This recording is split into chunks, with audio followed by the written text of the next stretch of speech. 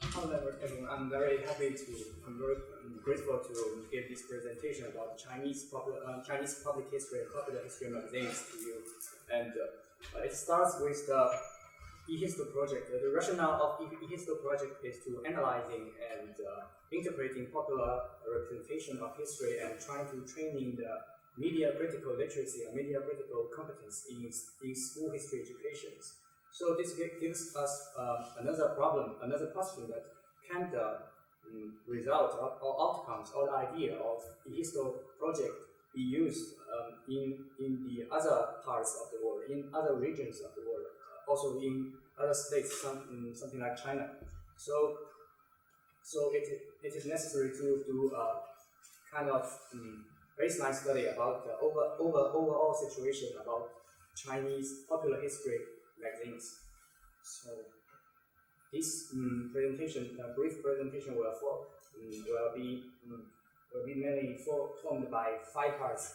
First, we need to explain about the position of popular history magazines in Chinese overall historical culture. Then we will detect how many popular history magazines are there in China, and which one are the most popular, how popular are they, and how do they become popular, how do they achieve certain popularity.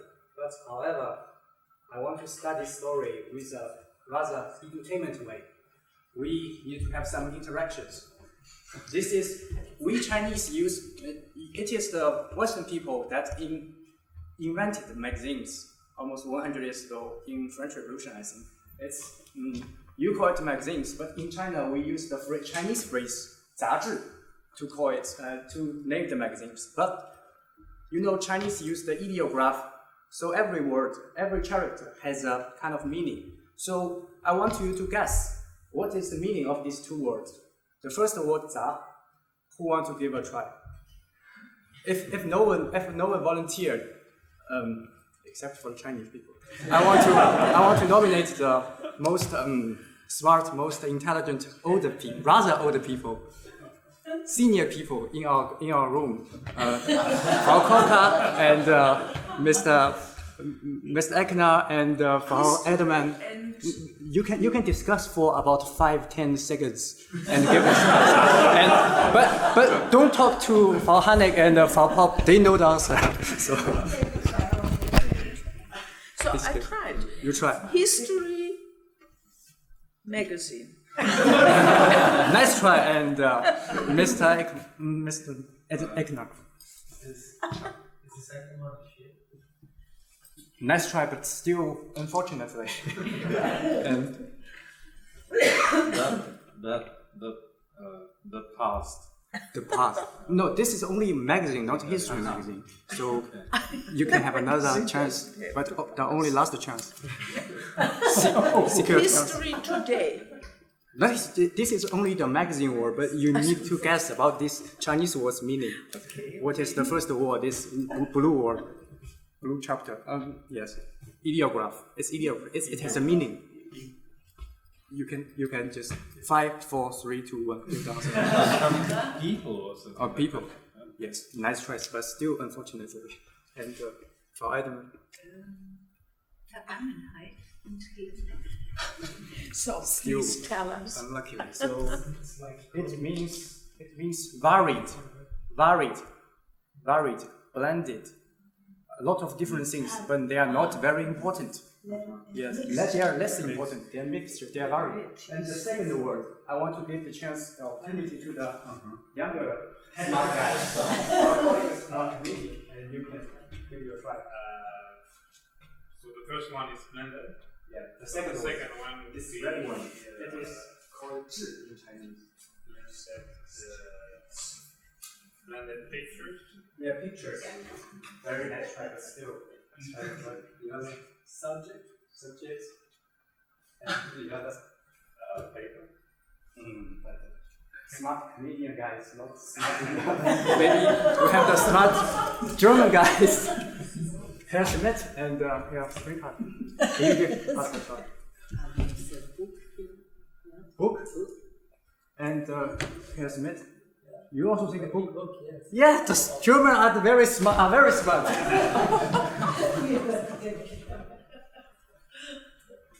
the za means mixed or varied or blended or a lot of different things that is not very important. And zhi have one meaning of book, and the other meaning means hobbies, interest, personal interest. So we can preliminarily understand the Chinese understanding on zazhi as a variety of different books that's for more or less for people's own leisure time, your own personal interests. So knowing this, we can find. But however, in China, that in our culture, history means something else, means something more serious. This is a clip in Chinese historical record. It tells a story, a sad story. A lot of people are killed. These red words in Chinese, they are all have the meaning of kill, and the black word is writing history. This story is about that warlord, a courtier, an ambitious warlord, an ambitious courtier killed the king at that time, and he asked the official historian or historian of history official to distort, change the historical record, to whitewash him, but the historian, our brave historian, he refused, and he was executed immediately. And the second historian coming in, and he still refused to, distort the historical record, and he was also beheaded immediately. And the third historian is still coming in, and he still refused to,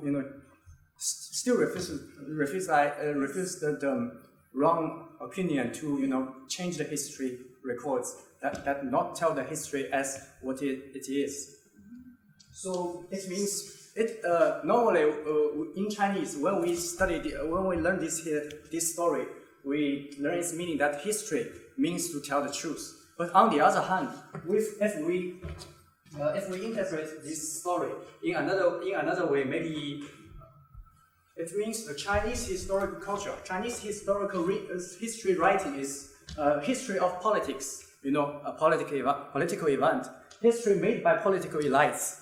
They are official, they are historian, and history made for political purpose. So they are highly political, and in the Chinese history, because we are a centralized empire, so it is highly centralized. And this kind of historical culture, this kind of tradition lasts for almost a millennium. So this is the result, that the diversified, varied history magazine will inevitably become the challenger against the kind of centralized official history culture. The first one emphasized on the variety, and the history was writing as a personal experience, a personal idea. But the second one, our official historical culture, always portrayed history as a kind of centralized collective memory of the whole state, the whole empire. So learning this inevitable tension between popular history magazines and the Chinese historical culture, then we will go into the next phase of our classroom. We try to find out how many popular history magazines are there in China. I searched the mainstream Chinese websites for magazine subscription, and I searched out all the magazines which are categorized as history magazines or archaeological magazines, and then I researched them and I recategorized them as, from very broad standard or criterion on popular. Then I find out there are only 13, no more than 15 magazines could be identified as popular history magazines in China, and they are there. And then the next question is find out how popular are these magazines. I go to the social network. It is another edutainment thing. So we don't have Twitter, we don't have Twitter, we don't have Facebook in China, but we have this kind of fake Twitter.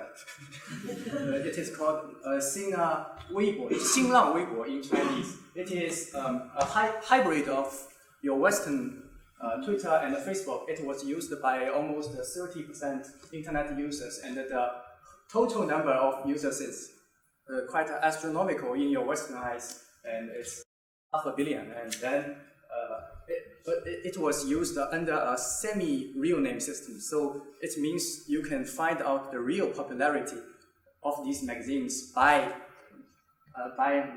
searching this system. And I looked closely into the official microblogging account of these magazines. If a magazine wants to be popular, he has to answer this social network. He has to take one place, take his own position in this social network, and dissement himself to the mass. And then I try to find out the number of its followers, like in the Twitter of the Western world. And then I try to find the number of its total microblogging, the number of the microblogging articles, to find how active are they. And the result is rather shocking. Is that the most popular history magazines, has attracted more than hundreds of thousands of followers, almost equal to a small state's total population in Europe. So that means they are quite popular.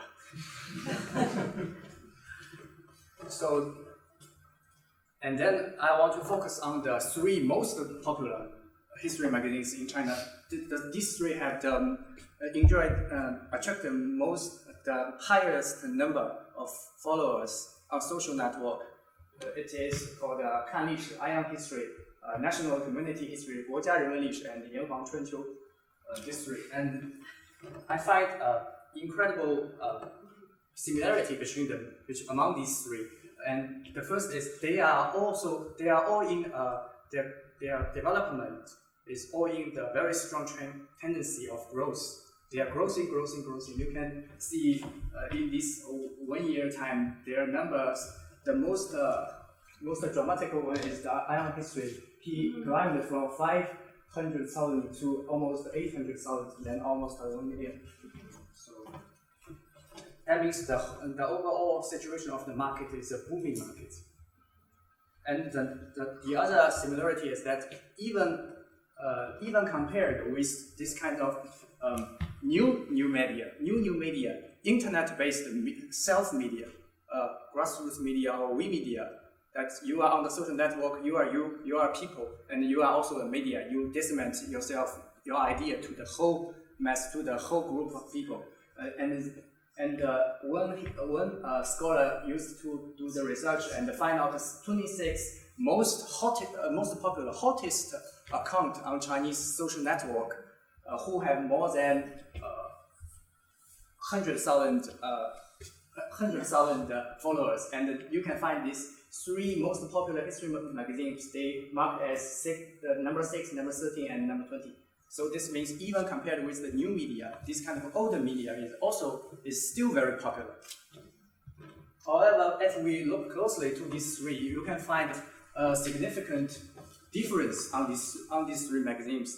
First, I want to show you this Ion History, 看历史. It is the most popular one according to the data I showed you before. It is the pioneer of Chinese history magazine, and it was the first. It claimed itself to be the first public history magazine in China, and its fundamental feature is that it has a very strong self-consciousness on public history, rather than the traditional way of history, the traditional idea on history. And it claims that it is the era of the civilian history writing, which offers each of us a pen to break the monopoly on history writing and interpreting by official history and official historian for millennium. So this means they have clearly taken the position as a challenger, as a very strong challenger. So this magazine also takes the public history as the majority of his work or his projects, and he carried out a lot of projects which are all directly or indirectly connected to the public history or the awakening of the public history. I just take one example: the National Memory Awarding Ceremony for History Recorder of the Year. In 2011, this a national memory award was given to this Major Zhao Zhenying. This guy was a witness of a key historical event. It was in 1945. It was the end of the World War II, and this time he was the major of Chinese army. And he, according to some sources, he was this guy in this historical photo.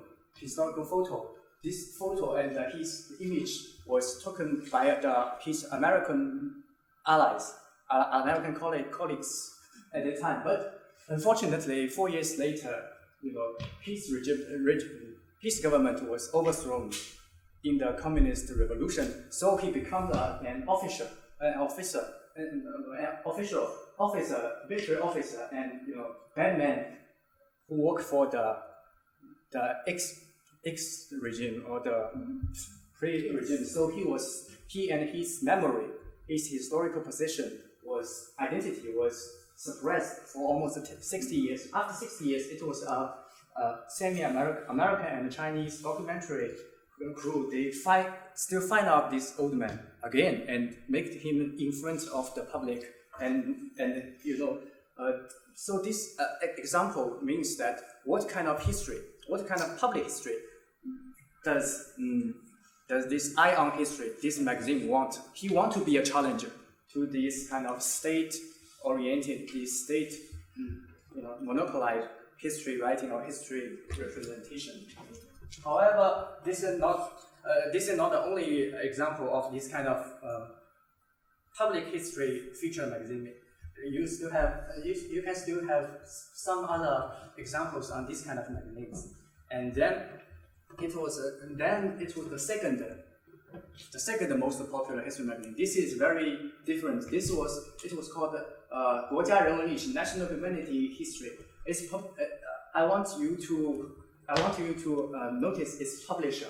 Its publisher is very unique. It's People's Daily Group, and then you can find out it is the China's biggest media group since in 1949. The new China was forged. That you can find it here it was first published in 1948, and it reported all the important events in the history of New China, the real China. You can see the comrade Joseph Stalin here and the Chairman Mao here. So you can find it is official media of the new Chinese government, the new Chinese state, the communist state. And then the epic thing is that in 2012, this whole company become an internet company, a website, and then it go to IPO. So you can find out it is semi-state, semi-market economy. It is hybrid of communist state and market economy. This is the typical new China today. To your Western people, you cannot understand this kind of phenomenon. And because of these huge resources it has, so it can carry out a multimedia strategy, not only published journals, also internal journals, history websites, history lectures, and history books publishing. Its huge resource, another example can show its huge resource. That's in 2013, he took a special issue as this, the treasure of China. This National Humanity History managed to organize 9 most precious artifacts or ancient relics in all the top Chinese museums as its issue, in one issue. You can imagine, can any history magazines in Western world mobilize this kind of huge resource to make only one issue? So you can understand what kind of magazine it is. And in 2013, it changed its name from 文史参考 History Reference to 国家人文历史 National Humanity History. But I want you to notice the former name of 文史参考. You notice this first and second word, 文史. You will find it later. You can find it is very common in Chinese history magazines. All these magazines, they are different magazines, but they all featured as, take the 文史, literature and history, culture and history as its title, part of its title. This was kind of elite history magazines, they are semi-official. Their background is the state. It's the government man-run or owned companies, corporations, and they are somewhat less commercialized, but they are much more local based, but they still cover very big market share. And the third one is the most unique Chinese phenomenon. This was the third most popular history magazine I have introduced to you. Its name is Yanhuang Chunqiu. It was published by an academic society, and then it has a very uncommon editorial stuff compared with ordinary or common popular history magazines. It has an editorial board consists of 47 senior statesmen and top scholars. Some of them are listed there, and you can even Google them. Google their name on the website. And then it has a very academic-based self-definition. Its fundamental rationale is to recording truth without whitewash, and it only focuses on a typical period of time in Chinese history. Only in Chinese history. That is a history of Chinese Revolution, and it emphasizes on its editorial group, its writers. That is made of senior statesmen, witness of significant events, and leading experts in this contemporary history. And you can find it. It is a typical academic journal. You can see its cover page. No photo, no nothing, no decoration, only words. This is a typical, even in Western, this is some kind of boring academic journal. And you can see the articles inside. It is very, very long, and only documentary photos. And then some articles even have very long endnotes. So this is all I want to say. It is an academic journal. So, but however, if we compare the ratio of the number of the follower of this magazine on social network and the number of Twitter articles it sent to the social network, we can find out that it is the Yanhuang Chunqiu is the most popular one compared with the other two, because it wins or enjoy or attract much more followers by the least moves on the internet. So this is the very unexplainable Chinese phenomenon in popular history magazine. And you can still find some kind of other similar cases as that academic journals become popular in this Chinese market, popular history magazines market. And then finally, we can do a short conclusion that the Chinese popular history magazines, this market indicates very significant variety or diversity. You can find public history magazines who charming the mass, charming his reader, charming his audience by its revolutionary idea of public history writing. And you can find an elite history magazine who is the rather traditional media, but trying to transform itself to seeking commercial profit, commercial success. And you can find academic journals that very accidentally become very popular. And then if we look more closely, we can find some of the elite magazines and the popular history magazines, they are rather commercialized, and academic, and you can still find these kind of academic journals, they are become popular. And on the other hand, these public history magazines and the academic journals, they are self-conscious or self-conscious, not self-conscious challenger towards the overall historical culture. And you can have this kind of centralized, you can have this kind of elite history magazines, which are more or less the supplement of the centralized tradition of historical culture. And behind the diversity, it was the collection of multiple forces in Chinese society today. It is the tradition is still there, it's still very strong, and the internet give more possibility of your dissemination of the of the media, of the run of media, of the business of media, of the way to get popularity. And the other part is the gradual marketization of Chinese media system. And finally, it taking such phenomena into consideration, what should we do? What should we as historical teachers, historical educators, didactics, historians do? I think it is important to first, outside classroom, to legitimize the diversity of popular history representation, and then understand the potential and problem of this commercializing history representation. And then we bridge the academic community, schools, pupils, teachers, parents, and the media, and the government. And then we remind every stakeholder, every player in this big game about their necessary social responsibility as one actor in informing this historical culture. And in classroom, we should encourage independent thinking of these pupils, whether this magazine tells a good story or whether this magazine tells a truthful story. And then we should inspiring interactive discussion between teachers and students, between teachers and teachers, between teachers and historians, between students and future students, even between the popular history magazine maker and the teachers and students.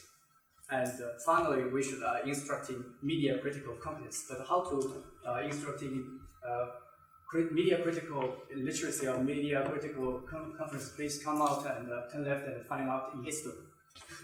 It is a very good question. So that's all.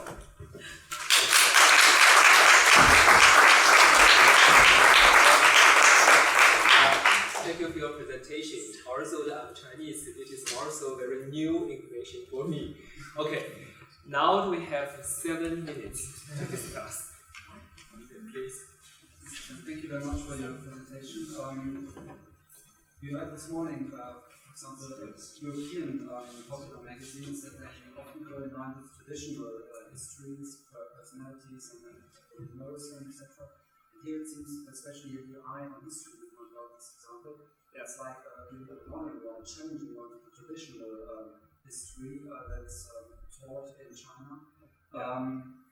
What about the publisher here, and what about the danger? How far can they go in their challenging way of applying this attention to the traditional history?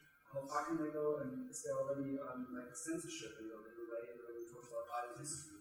Yeah, when you talk about Iron history, that is national memory ceremony. It is not only carried out by Ion history.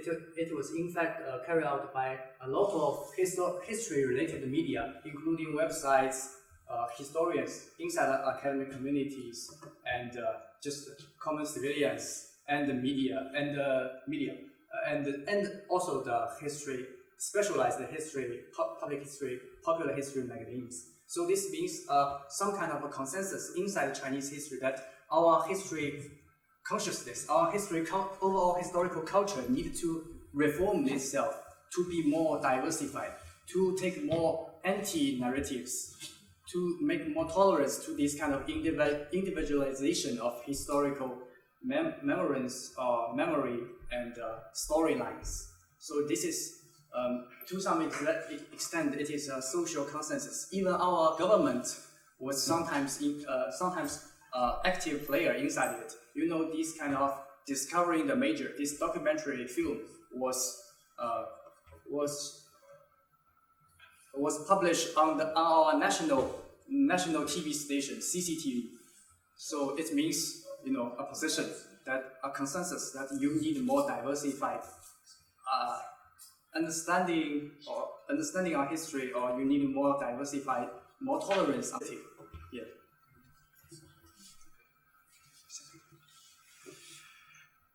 Another question?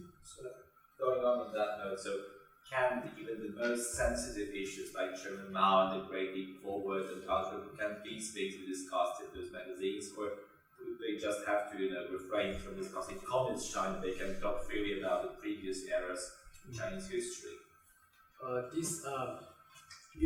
can answer this problem very simply. That the whole content, the 70% of the content of Yan Huangchunqiu is devoted to the history of Chen Mao and his period. A lot of them, even according to your Western understanding, is very, very, very sensitive. And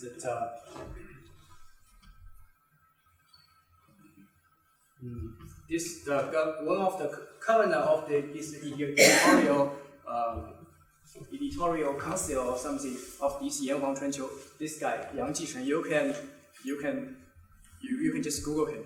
He is a very leading scholar on this kind of great leap, the Great Leap and the Great Famine in Chinese history. So this means we can talk it, but in a skillful way. What do you mean? What do I mean? This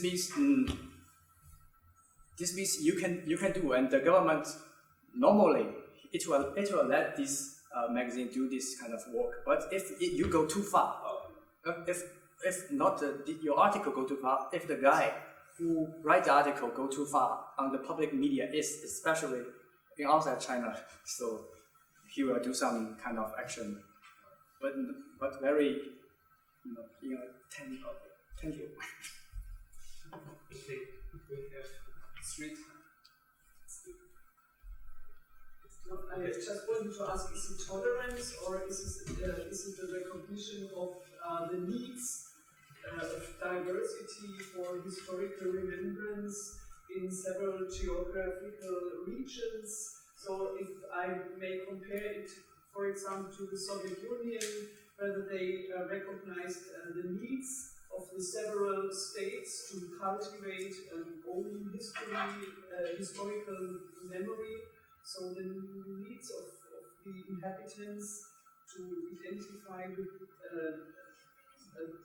a special kind of history which allows me to identify with my region in which I live. So it's no tolerance, but it's history policy. You interpret in a. It's a question. I don't know. No, you see this problem in this regional dimension, but I want to answer this problem in this kind of social dimension. That means the kind of awaken of historical consciousness of each class.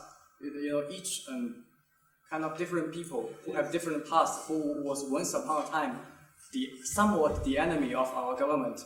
Now they can, because time passed very long away, so it is no problem. It is somehow no problem to talk about their history. And this is my answer to your question. This means some kind of social consensus on this kind of tolerance. It is not necessarily the government allow them. It is just a time passed. The people who are concerned in this event, they are all passed away for decades. So you can talk about this. Okay, thank you very much.